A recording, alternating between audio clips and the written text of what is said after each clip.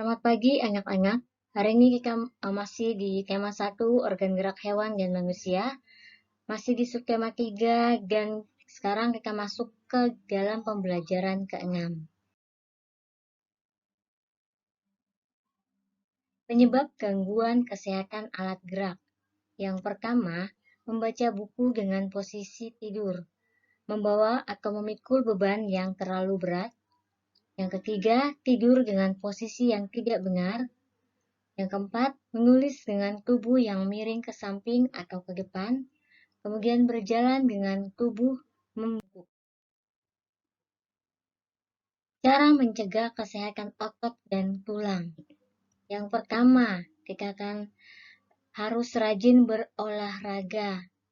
Ya, kemudian yang kedua, menjaga kebersihan lingkungan, baik itu di lingkungan sekitar rumah, lingkungan di sekolah, ataupun lingkungan dimanapun kita tinggal. Ya, harus menjaga kebersihan. Kemudian, mencuci makanan ya yang akan kita makan seperti buah-buahan, sayur-sayuran itu wajib dicuci supaya bersih, supaya terbebas dari bakteri. Kemudian yang keempat itu posisi duduk harus benar ya, tidak boleh membungkuk, tidak boleh miring, dia harus tegak. Kemudian yang berikutnya makan makanan yang sehat ya.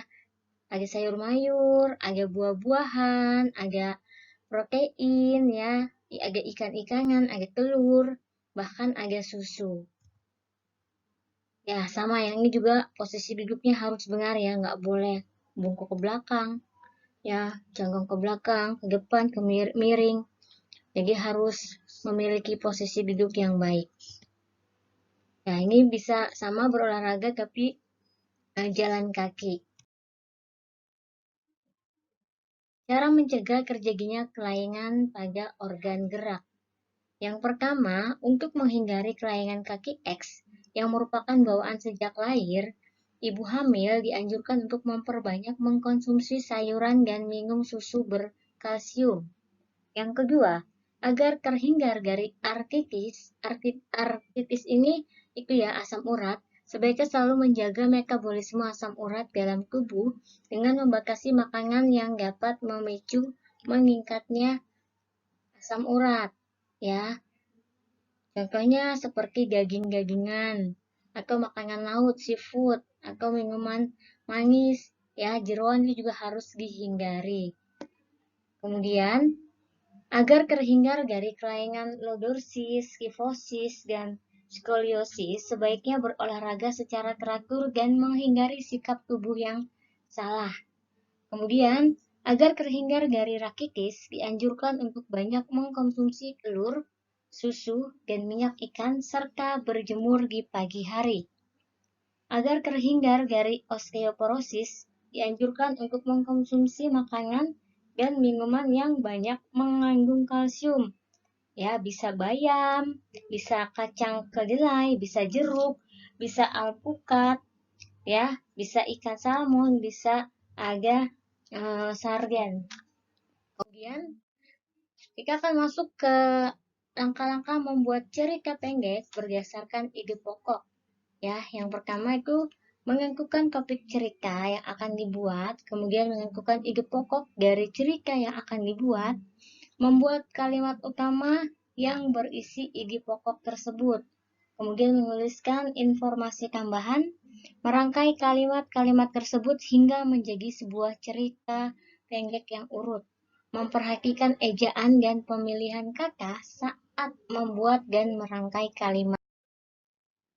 Langkah-langkah membuat komik, ya. Komik itu kan sudah diketahui ya, cerita bergambar ya, yang biasanya membuat orang tertawa saat membacanya karena dia lucu, apalagi karakter-karakternya bervariasi. Nah, langkah-langkahnya menentukan tema dan judul komik.